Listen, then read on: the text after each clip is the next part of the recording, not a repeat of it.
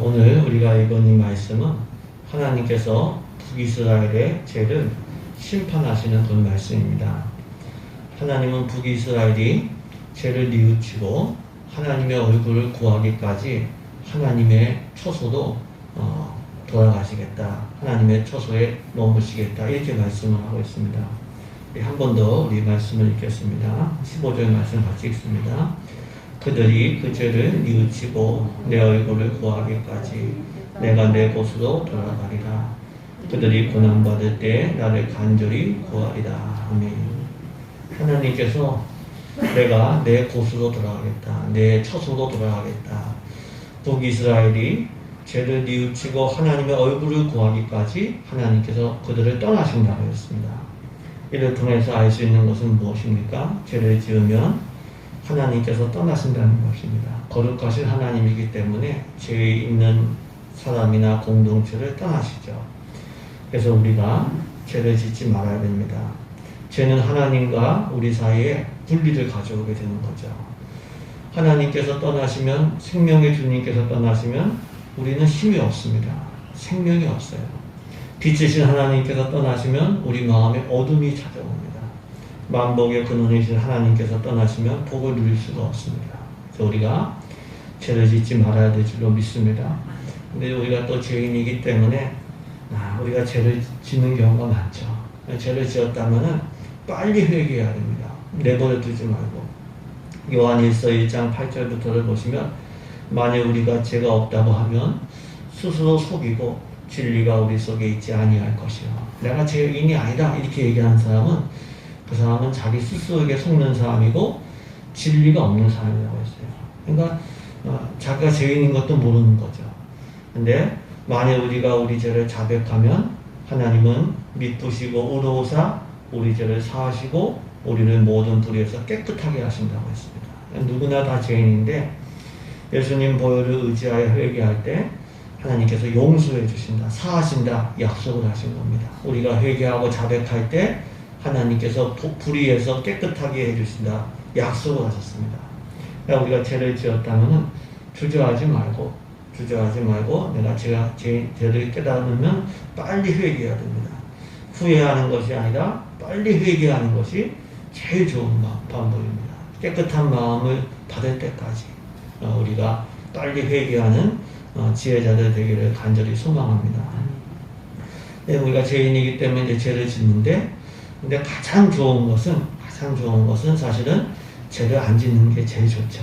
그러니까 병도 병 걸렸다가 나으면 좋죠. 근데 제일 좋은 거는 안 걸리는 게 더 좋습니다. 그냥 병들지 않게 예방을 하고 그게 더 좋은 거죠. 어떻게 하면 죄를 안 지을 수 있을까요? 우리가 미리미리 말씀의 거울 앞에서 성령의 빛 가운데서 우리 안의 욕심을 발견하고 우리 안의 욕심을 버려야 됩니다. 왜냐하면 이 죄가 욕심에서부터 시작이 되기 때문에 그렇습니다.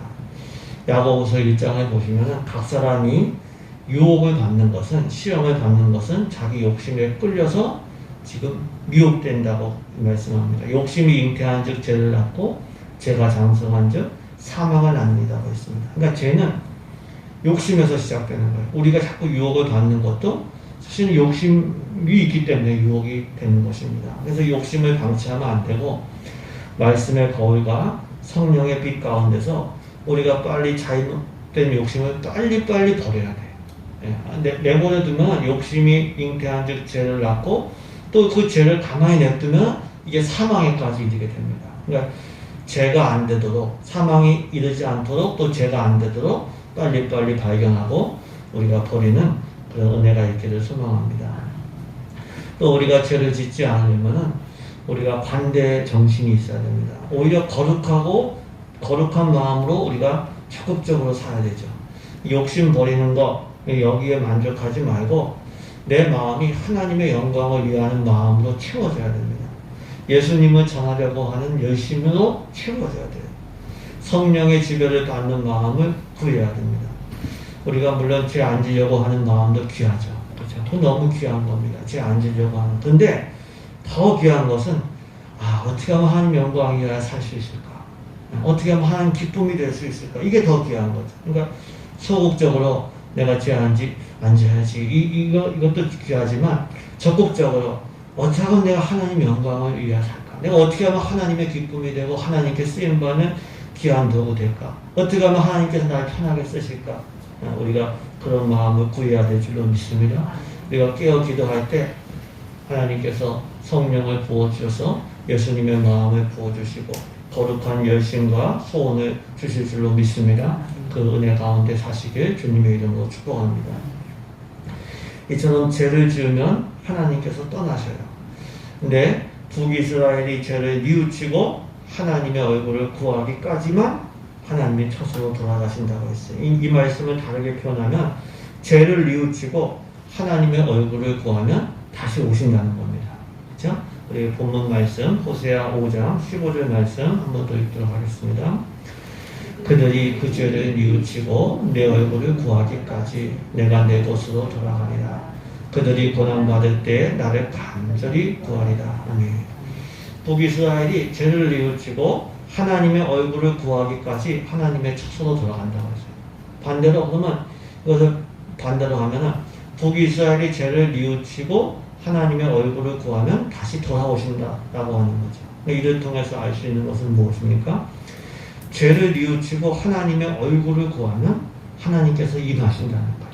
다시 오신다는 거예요. 근데 죄를 뉘우치지 않고 하나님의 얼굴을 구하지 않으면 하나님은 안 오셔요. 임하지 않으셔요. 그냥 계속해서 내버려 두시는 거예요.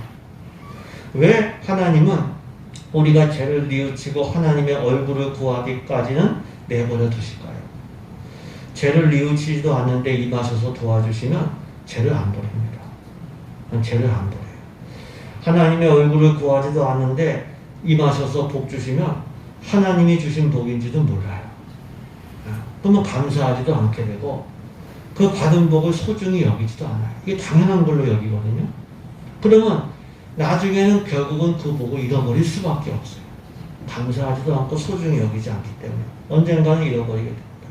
그래서 죄를 뉘우치고 하나님의 얼굴을 구할 때까지는 내버려 두세요. 내버려 두시는 거, 이게 사실은 심판의 하나인 거예요. 내버려 두시는 거. 로마서 1장 28절 보시면은 그들이 마음에 하나님 두기를 싫어하며 하나님께서 그 상실한 마음대로 그들을 내버려 두사 합당하지 못한 일을 하게 하셨다 이렇게 말씀했어요. 내가 죄를 지었는데 마음에 고통이 없어요. 두려움도 없어요. 이거 사실 긴장해야 돼요. 내버려 두시는 거거든요. 죄를 지었으면 마음이 아프고 두려움이 있고 이렇게 사서 안 되는데 이런 마음이 들어야 되는데 죄를 지어서도 아무렇지도 않고 하나님께서 내버려 두신다면 그거야말로 정말 두려워해야 됩니다. 또한 우리는 빨리 죄를 뉘우치고 하나님의 얼굴을 구해야 돼요. 왜냐하면 죄를 뉘우치고 하나님의 얼굴을 구할 때 하나님께서 다시 오신다고 합니다. 하나님의 얼굴을 구할 때 주님의 임재가 있는 거예요. 그냥 자동적으로 임하시는 게 아니에요. 하나님께서 은혜를 그렇게 주시지 않으세요. 너무 귀한 은혜인데 이걸 그냥 주시지 않아요. 우리가 하나님의 얼굴을 구하면, 간절히 구하면 하나님께서 다시 오셔서 우리 가운데 임하시는 줄로 믿습니다. 얼굴을 구하기까지, 내 얼굴을 구하기까지 내가 내 곳으로 돌아가리라. 하나님의 얼굴을 구하지 않으면 하나님께서 임하지 않으세요. 그래서 우리는 죄를 버리고 항상 하나님의 얼굴을 간절히 구하는 우리 되기를 소망합니다. 우리가 가정에서, 직장에서 예배드릴 때, 또 교회에서 예배드릴 때 하나님의 얼굴을 간절히 구해야 돼요. 그렇게 구하기 전까지는 임하지 않으세요. 우리가 부흥을 위해서, 하나님의 임재를 위해서 계속해서 기도하는 우리 되기를 소망합니다. 그러면 언제 죄를 버리고 하나님의 얼굴을 구할 수 있을까요? 오늘 본문에 북이스라엘이 고난받을 때 간절히 하나님의 얼굴을 구한다. 하나님을 구한다고 했습니다. 우리 호세아 5장 15절 한 번 더 읽습니다. 그들이 그 죄를 뉘우치고 내 얼굴을 구하기까지 내가 내 곳으로 돌아가리라. 그들이 고난받을 때 나를 간절히 구하리라. 아멘. 북이스라엘이 고난받을 때 하나님을 간절히 구한다고 했습니다. 우리가 이스라엘 역사를 보면 이게 반복되었죠, 사실.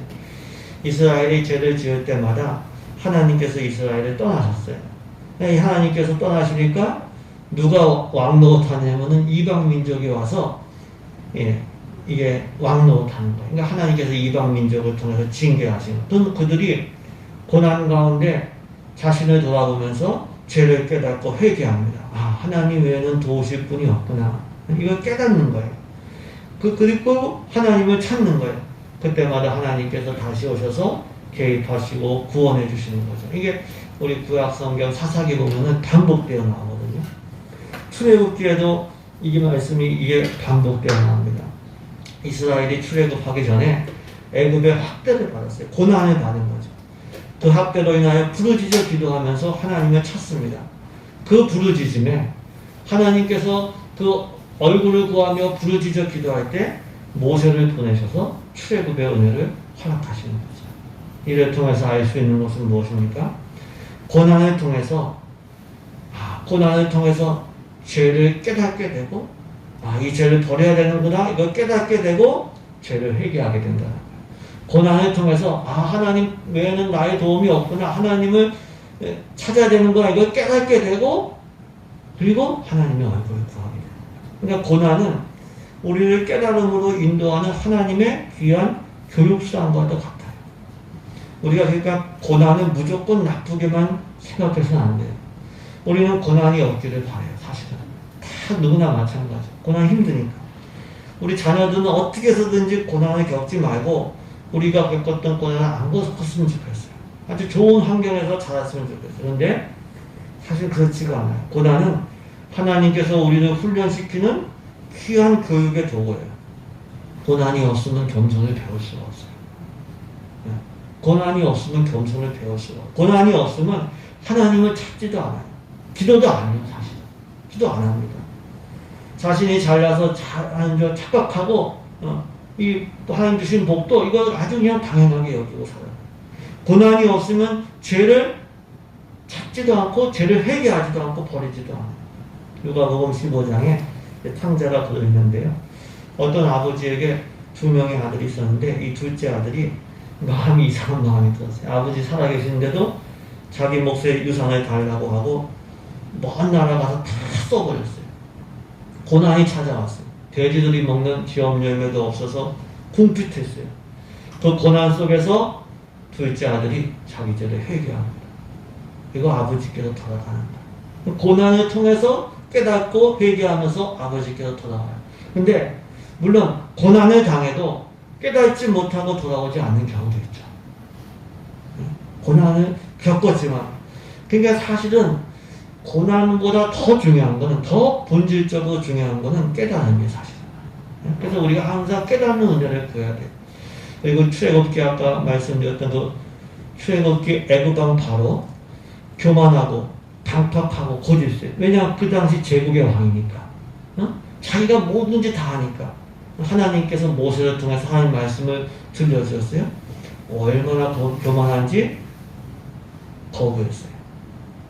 재앙이 임하기 시작했어요. 하나둘씩 임하게 나라가 다 망해지고 나중에는 장자의 재앙이 임해서 자기도 마다들을 잃고 백성들도 다 마다들을 잃게 돼요. 근데 끝까지 그런 고난이 와도 깨닫지를 못하고 거짓 쓰고 거역하다가 결국은 군대를 다 잃어버리고 자기도 망하게 되는 거예요.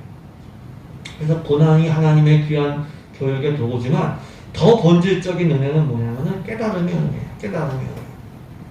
죄가 고통과 하나님의 진노와 하나님의 떠남을 가져온다는 것을 깨달아야 돼요.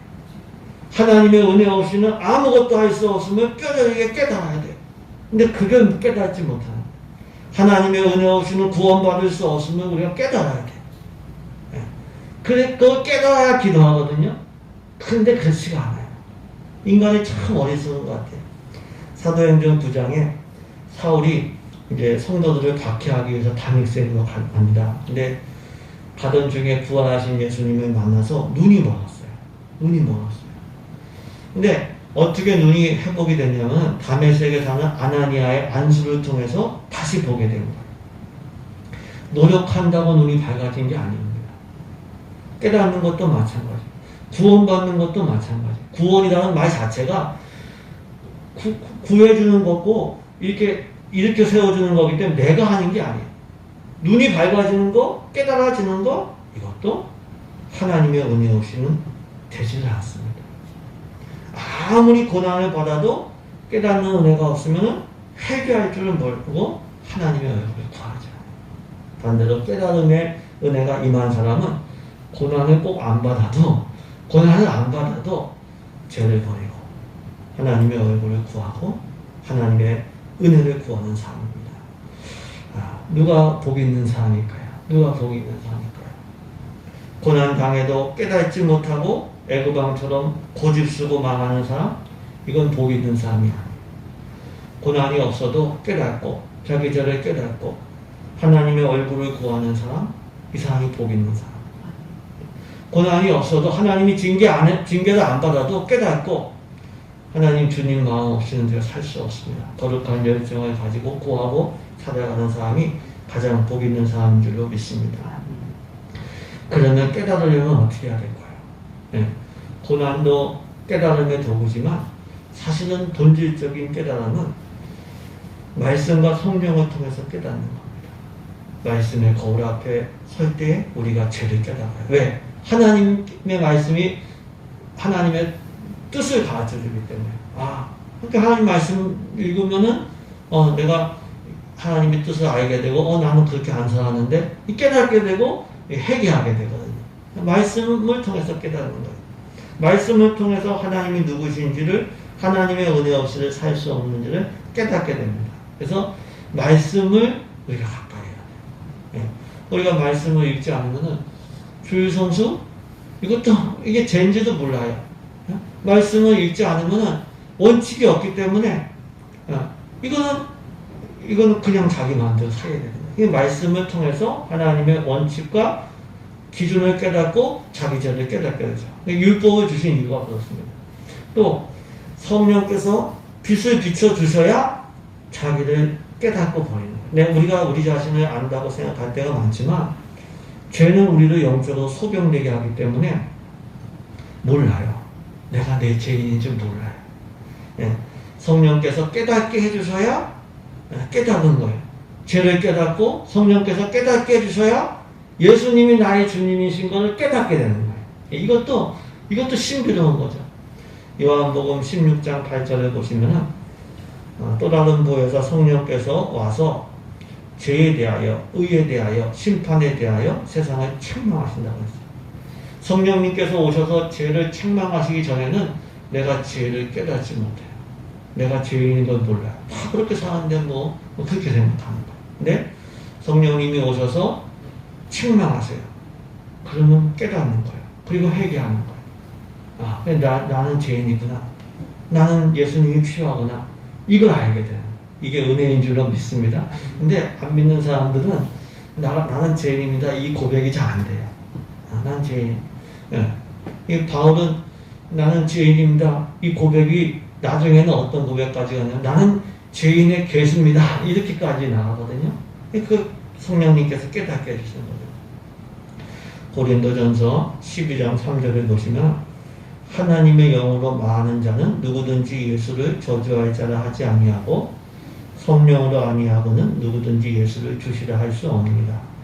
예수님을 나의 주님이다 이렇게 얘기하는 것은, 깨닫고 고백하는 것은, 이거는 성령이 아니고서는 안 된다.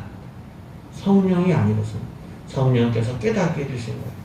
너의 주님은, 너를 구원할 분은 예수님이다. 이거를 누가 깨닫게 해주시냐면 성령께서 깨닫게 해주신 거예요. 우리 그 은혜가 우리와 우리 자녀손들에게 항상 있도록 구해야 됩니다. 하나님 깨닫는 은혜를 주세요. 내가 죄인인 거, 그리고 예수님 없이는 내가 살 수 없는 거 깨닫게 해주세요. 그 사람이 예수님 믿고 따라가는 겁니다. 그 은혜를 구해야 될 줄로 믿습니다. 또 우리는 깨달음의 은혜를 얻었을 때 바로 회개하고 바로 하나님의 얼굴을 간절히 구해야 돼요. 왜 그러냐면은 우리가 말씀을 듣고 성령의 은혜 가운데 거하면은 영적으로 밝아지고 깨닫잖아요. 근데 또 살다 보면은 또 죄짓고 또 마귀가 역사와서 또 은혜를 빼앗아 가면은 영적으로 어두워져서 깨달음도 또 잃어버리게 되는 거예요. 그러니까 우리가 깨닫는 그 즉시 바로 회개하고 바로 하나님의 얼굴을 구해야 돼요. 그렇지 않으면은 또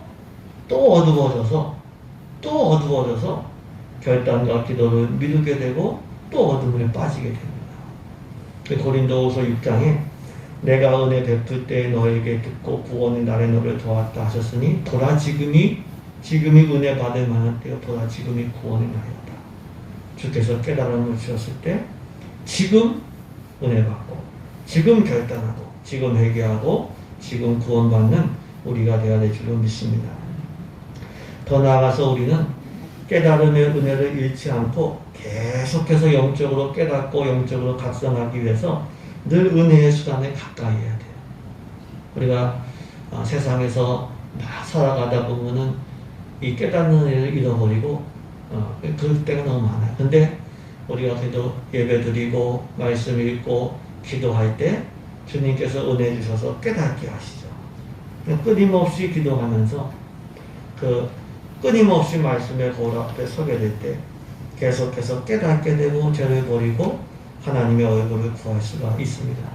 깨닫지 않으면 깨달음의 은혜를 계속 공급받지 못하면 우리도 죄를 안 버리게 되고 하나님의 얼굴을 구하지 않게 되는 거죠. 깨닫는 은혜 가운데서 죄를 버리고 하나님의 은혜를 구하는 우리 모두 되시길 주님의 이름으로 축복합니다.